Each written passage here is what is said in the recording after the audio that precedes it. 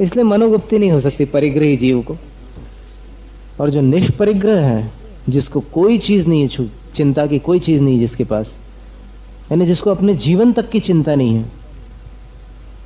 उसका मन अपने आप शून्य होगा। प्रवचन सार में एक दृष्टांत दिया है कि एक तोता है, अब जिस मुंबई है या फिर ये गोगा, यहां से पहले मुंबई से तो आज भी जहाज रवाना होते हैं। तो वो जहाज जब रवाना होते हैं तो उस पर कुछ कबूतर और दूसरे पक्षी आ करके बैठ जाते हैं, और फिर थोड़ी दूर जब जहाज निकल जाता है तो वो उड़ करके वापस पक्षी इधर आ जाते हैं, उसके साथ नहीं जाते। अब प्रवचन सार ग्रंथ में आचार्य अमृतचंद स्वामी ने एक दृष्टांत दिया है कि एक पोपट, एक तोता, वो जहाज के साथ चला गया कहीं से कहीं। अब उसके लौटने का कोई स्थान नहीं था, क्योंकि चारों तरफ पानी और आकाश ही आकाश रह गया। अब वो तोता उड़ान भरता है कि लौट कर कहीं चले जाऊं मैं वहां पर अपने साथियों के पास, लेकिन अब क्या करे, वो कहीं नहीं जा पाता। तो विवश होकर कहां आता है वो? पानी में तो नहीं जाएगा, वो पानी में जाएगा तो मरेगा। तो विवश होकर वो वापस जहाज पर आकर के बैठ जाता है। इसी प्रकार साधु ने उस परिग्रह रूपी इच्छाओं का जो तट था या अपने जो संगी साथी थे उसका परित्याग कर दिया। तो जिस साधु ने परिग्रह का मन वचन काय से, कृत कार्य अनुमोदना से हर प्रकार से त्याग कर दिया है, उनका मन कहां जाए। आचार्य अमृतचंद स्वामी ने कहा कि वो इधर उधर कहीं भी चला जाए मन, लेकिन लौट कर वापस अपने आत्मा के स्वरूप में ही आ जाता है, लीन हो जाता है। और बस वो मन आत्मा के स्वरूप में लीन होता है। अब संस्कार है चंचलता के, अनादिकाल से मन भटकता ही रहा है, तो संस्कारवश वो मन फिर चला जाता है। और उस संस्कार को तोड़ने के लिए आदिनाथ भगवान को 1000 वर्ष लगे तपस्या करते करते, और 1000 वर्ष बाद मन इतना स्थिर हो गया आत्मस्वरूप में कि घातिया कर्म नष्ट हो गया। वो तो एक पीरियड है। जैसे उदाहरण हम दें आपको, कांच होता है, मैग्नीफाइंग ग्लास, उसको आप अगर किसी नीचे कागज रख करके उसके ऊपर ऐसे फोकस करोगे सूर्य की किरणों को, तो वो कागज नहीं जलेगा या जलेगा? क्या कहना चाहते?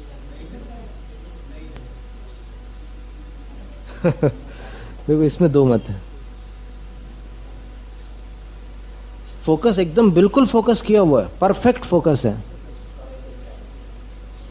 तो भी उसको अंतर मुहूर्त तक गर्माहट की जरूरत पड़ेगी, फिर जलेगा।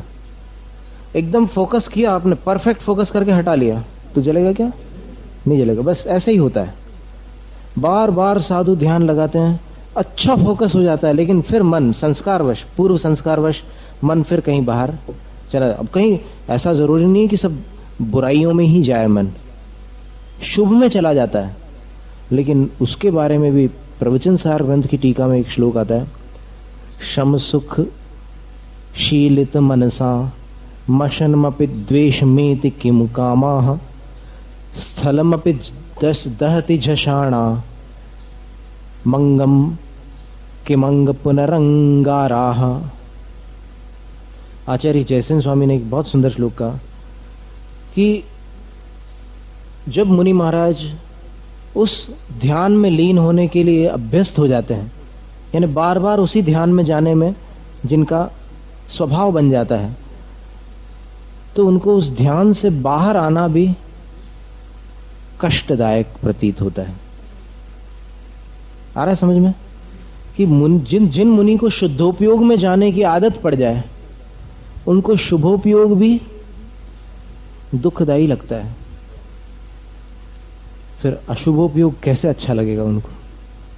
यानी जिनको ध्यान से बाहर आना भी कष्टकारी लगता हो, उनको फिर इंद्रियों के सुख कितने कष्टकारी लगते होंगे। और उसके लिए दृष्टांत दिया कि मछली को पानी से बाहर निकालने पर उसका शरीर जलने लग जाता है। अपने को दिखता नहीं, उसमें लपटें नहीं दिखती, लेकिन उस मछली से पूछो कि कैसा लग रहा है, मछली जवाब देगी कि जल रहा है मेरा शरीर। तो जब पानी से बाहर निकालने पर मछली जलने लग जाती है तो फिर अग्नि में उसकी क्या हालत होगी। तो ध्यान करने वाले जो मुनि होते हैं उनकी रुचि उसमें इतनी होती है, उनको उसमें इतना आनंद आता है कि उनको फिर विषय कषाय तो बहुत दूर की बात है। तो मन जो उनका भटकता है संस्कारवश, वो किसी और आलंबन में चला जाता है। कभी किसी शास्त्र वचन में चला जाएगा उनका मन, या कभी किसी आयतन की तरफ चला जाएगा, या फिर कभी और किसी तत्व चिंतन में उनका मन चला जाएगा, लेकिन उनका मन विषय कषायों में नहीं जाएगा। तो जैसे वो तोता है, वो उड़ करके इधर उधर कहीं भी कहीं भटकता है, लेकिन वो जहाज के आसपास ही रहता है। इसी प्रकार मुनि का मन भी कहीं भी जाता है तो वो अपने आत्म स्वरूप से और आयतनों से दूर नहीं जाता, विषय कषायों में नहीं जाता, तो फिर वापस लौट करके अपने स्वरूप में आता है। तोते का दृष्टांत कितना सुंदर है। बस इसी प्रकार अपन जब भी ध्यान में बैठते हैं तो देखो कहाँ जाता है मन, तो अपने आप समझ में आ जाएगा कि परिग्रह ध्यान में कितना बाधक है। इसलिए ध्यान के लिए 5 बातें आवश्यक हैं। आपने कभी लिखी भी हो पहले। एक है वैराग्य, दूसरा तत्व ज्ञान, तीसरा परिग्रहों का त्याग, चौथा समता भाव। वैराग्य, तत्व ज्ञान, परिग्रहों का त्याग, समता भाव, और 5वां है सहनशीलता। नहीं तो आप अच्छे से ध्यान में लीन हुए और मच्छर बैठा जैसे ही, या फिर मच्छर ने कान के पास आकर संगीत सुनाना प्रारंभ किया, तो संगीत को सुन करके आपका ध्यान विचलित हो जाए। तो सहनशीलता भी चाहिए। इस प्रकार ये बहुत सुंदर बातें हैं। छेड़ाला में बड़ी बड़ी बड़ी बातें छुपी हुई है छेड़ाला छोटा सा ग्रंथ है, लेकिन इसमें बहुत सारी बातें भरी हुई है। कुछ लोग तो कहते हैं कि कुछ भी नहीं आता तो छेड़ाला तो कम से कम सीख लो, तो वो कम से कम नहीं है, वो छेड़ाला बहुत भारी चीज है, उसमें सब कुछ भरा हुआ है। संक्षिप्त और फिर ये समझ लो आप कि एक संकेत ग्रंथ है। इसके संकेतों को आप पकड़ लो तो पूरे आगम का इसमें समावेश हो जाता है। अब अंबिका जी की जो कथा है वो आज सुनाते हैं, देखते हैं। तो है छोटी सी कथा, बहुत बड़ी कथा नहीं है,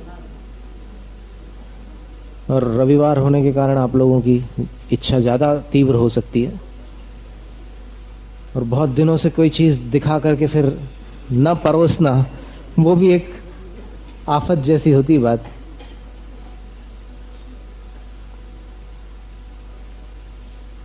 गिरनार पर्वत के पास उर्जयंत पर्वत जिसका नाम था, और पहले रैवतक भी नाम था, रैवतक, उर्जयंत, गिरनार, ये सब पर्यायवाची शब्द है। तो वहां पर एक गिरी नगर नाम का नगर हुआ करता था पहले। गिरी नगर के जो राजपुरोहित सोम शर्मा थे, उनकी पत्नी अग्निला ब्राह्मणी, एक बार सोम शर्मा ब्राह्मण ने बहुत सारे ब्राह्मणों को अपने यहां आमंत्रित किया भोजन के लिए। तो वो ब्राह्मण आए, और आकर के वो पिंडदान करने की एक प्रक्रिया होती है ब्राह्मणों में। तो वो किसी जलाशय के पास जाकर सर्वप्रथम पिंडदान करते हैं। तो फिर वो ब्राह्मण यहाँ आए और उसके बाद पिंडदान करने के लिए चले गए, और फिर वहां जाकर के फिर वापस आकर भोजन करने वाले थे। इसी बीच एक घटना घटी। उस पर्वत पर एक मासोपवासी मुनिराज वरदत्त नामक महान साधु थे, तपस्वी साधु। वो उस दिन पारणा के लिए गिरी नगर की तरफ आ गए, और उनकी तरफ किसी का ध्यान नहीं जा पाया। दुबले पतले थे, क्षीण शरीरी थे, रिद्धिधारी थे, भावलिंगी साधु थे, रत्नत्रय से मंडित थे। जब वो आहार के लिए आए तो फिर किसी का ध्यान नहीं गया। तो पुरोहित की जो पत्नी थी, पुरोहित आदि सब ब्राह्मण वहां गए थे जलाशय के पास पिंडदान करने। जो पत्नी थी वो बचपन से जैन धर्म से संस्कारित थी। उसके मन में विचार आया कि आज हमारे यहाँ अतिथियों का भोजन तो हो ही रहा है, अब इन सच्चे अतिथि का यदि भोजन हो जाए तो कितनी सुंदर बात होगी।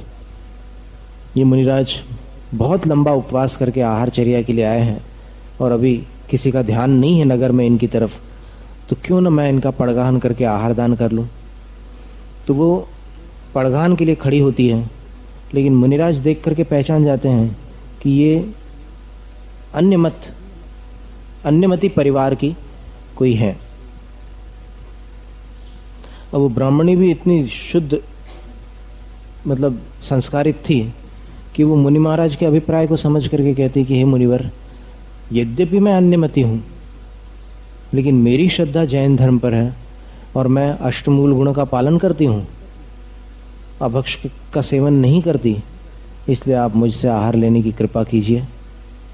आप मेरे यहाँ पधारिए, अपनी चरण रज से मेरे घर आंगन को पवित्र कीजिए, मेरी प्रार्थना को मत ठुकराइए।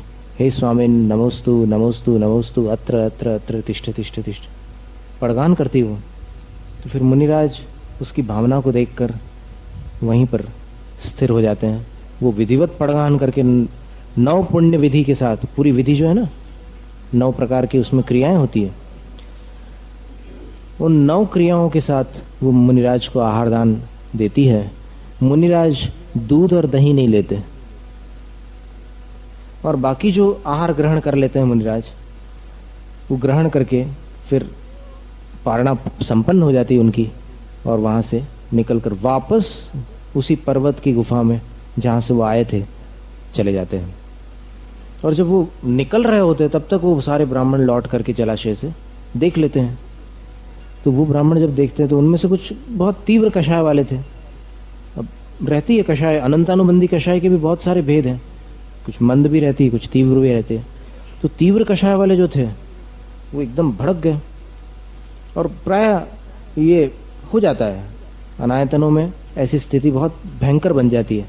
तो उन्होंने बोला कि नंगे साधु ने जिस घर का भोजन झूठा कर दिया हो, उस घर में हम भोजन नहीं कर सकते, हम तो ब्राह्मण देवता हैं, हम यहाँ भोजन नहीं करेंगे बोले। तो फिर सोम शर्मा उनके चरणों में गिर करके बोलता है कि आप जैसे अतिथि हमारे यहाँ से भूखे लौट जाएंगे तो फिर हमारी दुर्गति होगी, इसलिए आप हमें कोई प्रायश्चित दे दो। तो वो ब्राह्मण बोलते हैं कि अच्छा प्रायश्चित, तुम्हारी भक्ति देख करके हम प्रसन्न हैं, तो प्रायश्चित का हम विचार करते हैं।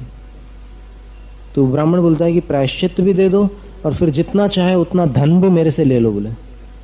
तब ब्राह्मण बोलते हैं कि हाँ तब तो हम विचार करते हैं बोले। विचार करते हैं और फिर उनको एक कहीं स्मृति का कोई श्लोक याद आता है। श्लोक क्या याद आता है कि गाय की पूंछ का किसी से स्पर्श हो जाए तो वो शुद्ध हो जाता है। तो जो भोजन नग्न साधु के कारण अशुद्ध हुआ है, उस भोजन को गाय की पूंछ से लगा करके अगर दे दें तो वो शुद्ध हो सकता है। अथवा जो भेड़ होता है, ये जो बकरी होती है, बकरे के मुंह का स्पर्श करने पर भी कोई वस्तु शुद्ध हो जाती है, अथवा घोड़े के मुख के स्पर्श से भी कोई वस्तु शुद्ध हो जाती है। तो ये चर्चा चल रही थी। अथवा स्त्री के स्पर्श से भी कोई चीज शुद्ध हो जाती है, ये चर्चा चल रही थी। तो फिर कुछ ब्राह्मण उखड़ गए, बोले कि नग्न साधु से जो अशुद्ध वस्तु हुई है वो कहाँ शुद्ध होती है लिखा है बोले, तो हमें लिखा हुआ बताओ बोले। बाकी चीजें शुद्ध होती होगी बोले इन विधियों से, लेकिन नग्न साधु ने जिस भोजन को झूठा किया वो कैसे शुद्ध होता है बताओ। तो इस प्रकार वो विवाद इतना बढ़ गया कि सारे ब्राह्मण लौट गए। और फिर ये सोम शर्मा जो था, इसको अपनी पत्नी पर इतना क्रोध आया कि इसने बाल पकड़कर घसीट कर उसको डंडों से पीटा और वो मूर्छित हो गई, बेहोश हो गई। इतना मारा कि वो बेहोश हो गई।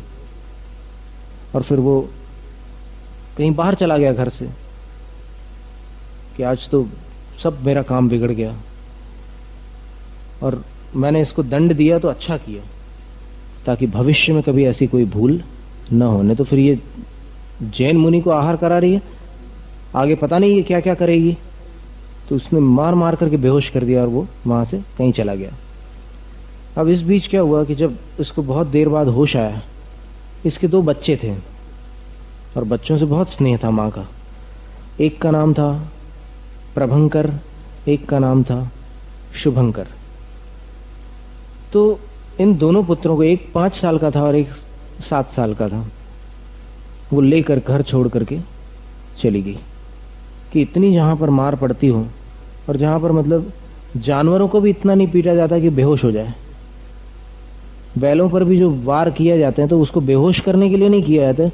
वो गाड़ी नहीं चला पाता तो फिर उसको मारते हैं, तो वो चलने लग जाता है तो मारना छोड़ देते हैं। लेकिन मुझे तो इतना मारा, वो घर छोड़ करके चली जाती है। और घर छोड़ करके जब चली जाती है तो फिर एक भीलनी मिलती है उसको कहीं बाहर जंगल के पास। पूछती है कि आपने कोई जैन साधु को देखा है? भीलनी बोलती है देखा है। तो बोले बताओगे मुझे कहाँ पर है? बोले नहीं। क्यों नहीं बताओगे? बोले कि वो बहुत ऐसे स्थान पर है कि जहाँ जाकर तुम मुसीबत में पड़ जाओगे, तुम्हें क्या करना है उनसे मिलकर? तो वो ब्राह्मणी बोलती है कि मुझे जो भी करना है उसकी तुम क्यों चिंता करती हो? बोले तुम तो मुझे बता दो कि कहाँ है। तो बोले कि उधर से जंगल से होते हुए पहाड़ के ऊपर चढ़ गए, पहाड़ के ऊपर गए बोले, और वो बहुत जंगली जानवर है इसलिए मैं नहीं बता रही थी, लेकिन तुम्हें अगर मरने का शौक हो तो जाओ। और बच्चों के साथ जा रही हो इसलिए मुझे दया आ गई, इसलिए मैं नहीं बता रही। वो तो चली गई बच्चों को लेकर। आगे एक भील मिलता है,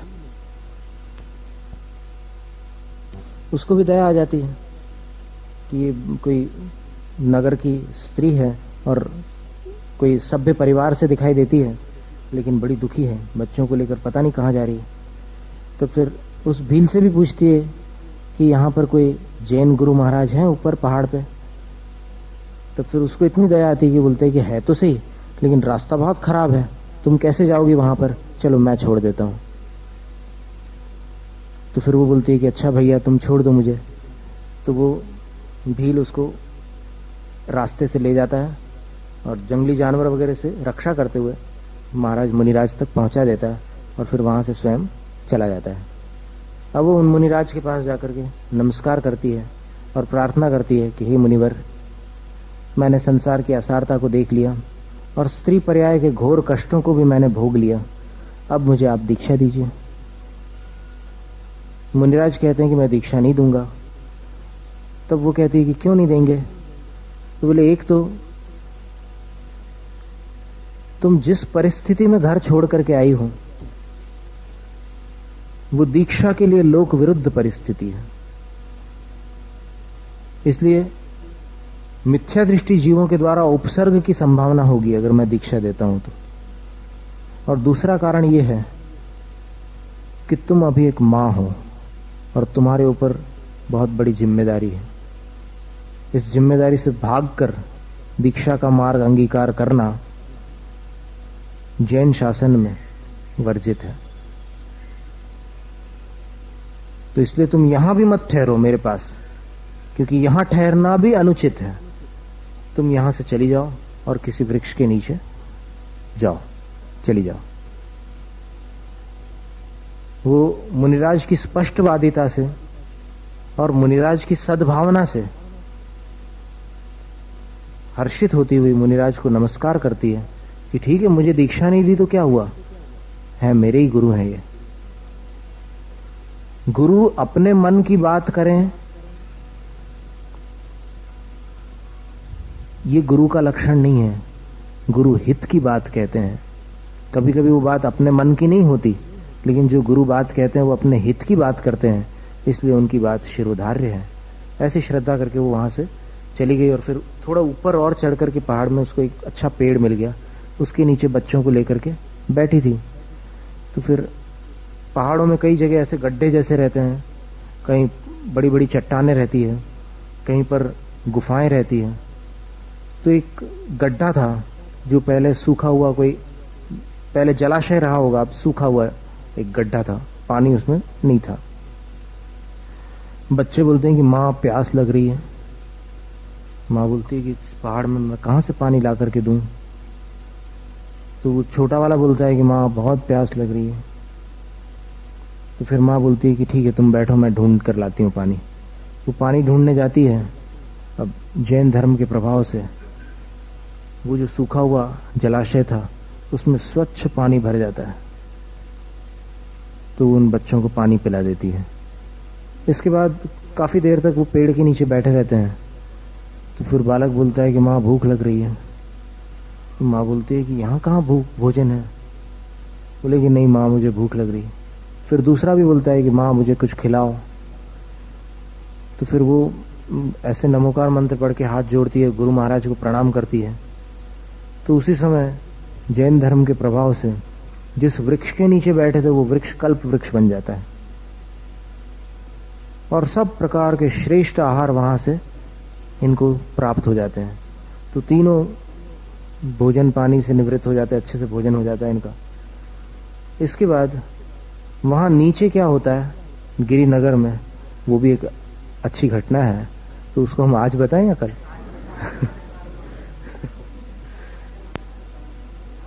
समय काफी हो रहा है ना, लेकिन ठीक है, हमने बोलना भी देर से प्रारंभ किया था, इसलिए वो समस्या नहीं है जैसा आपको लग रहा है ना कि ज्यादा बोलना पड़ेगा।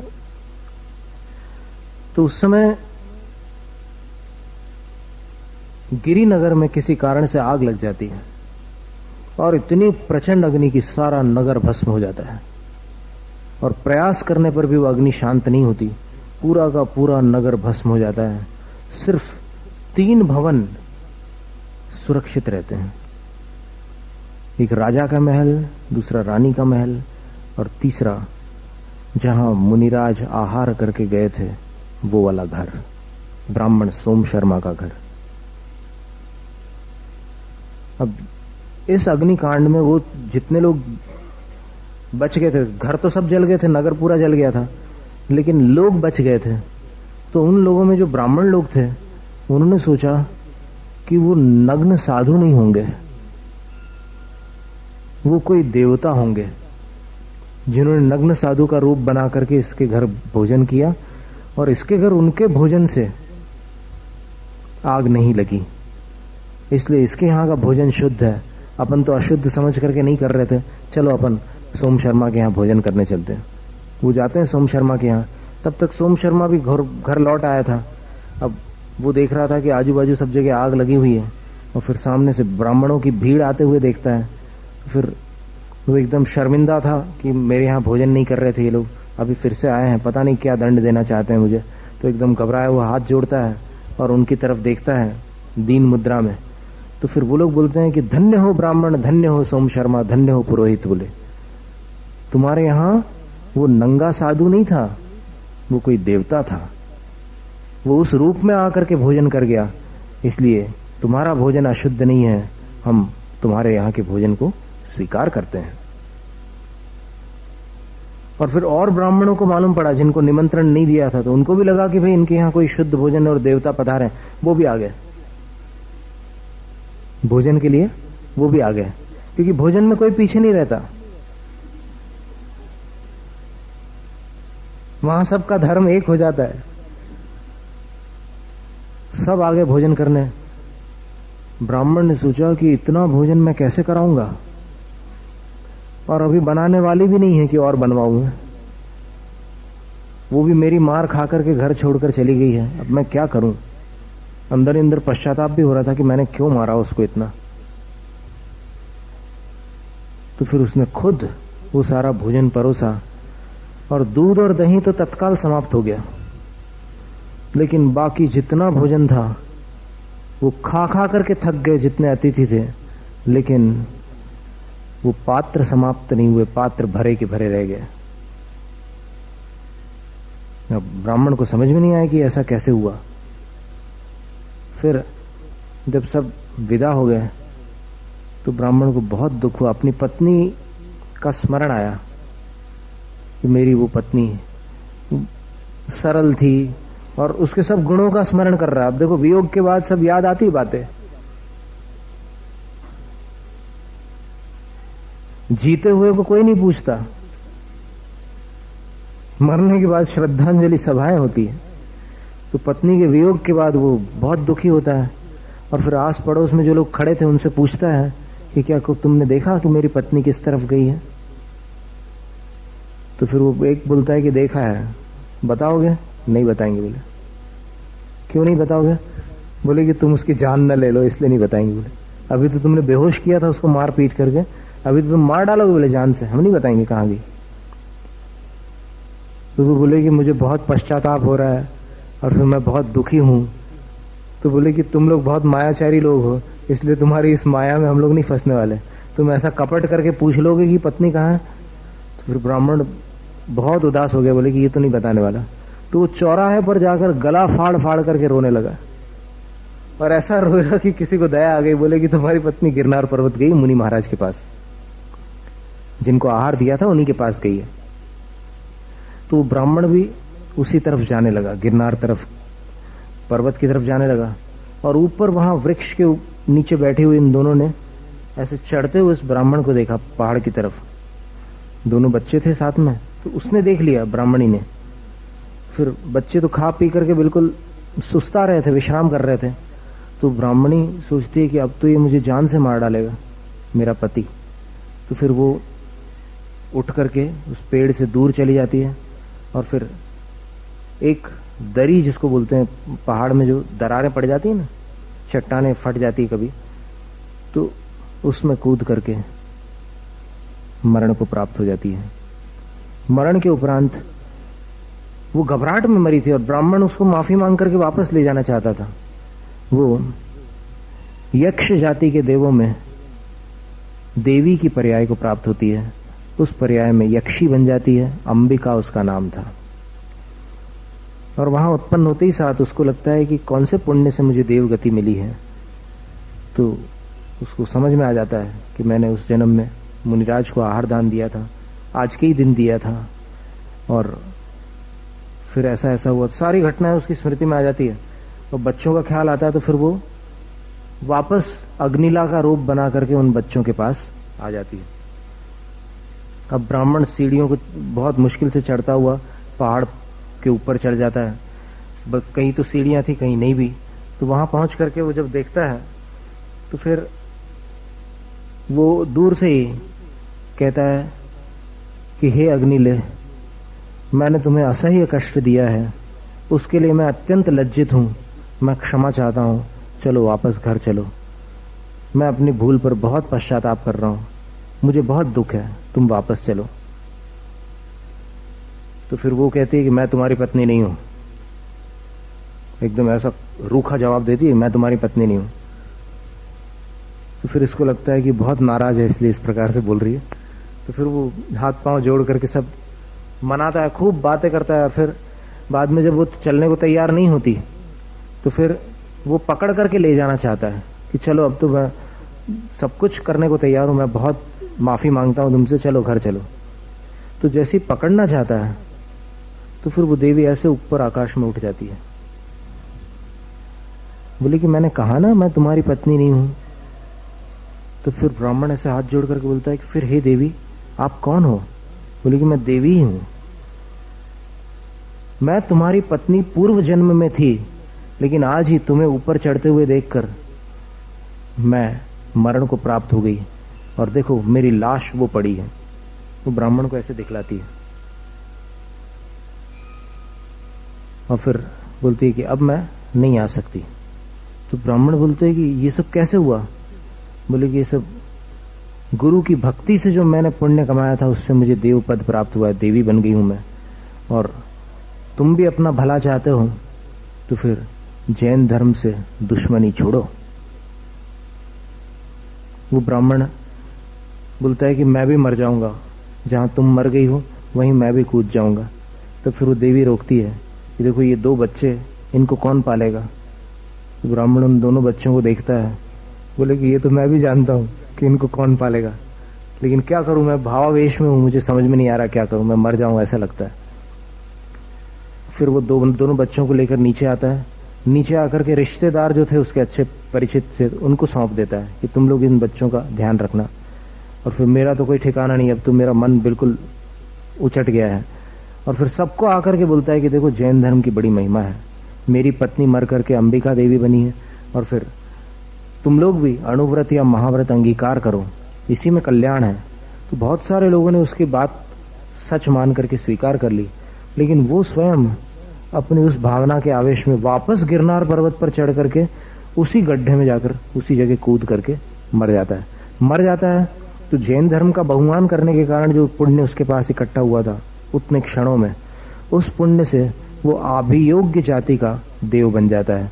यक्ष देवों में उसी का जो अंबिका थी उसी का वाहन शेर बन जाता है।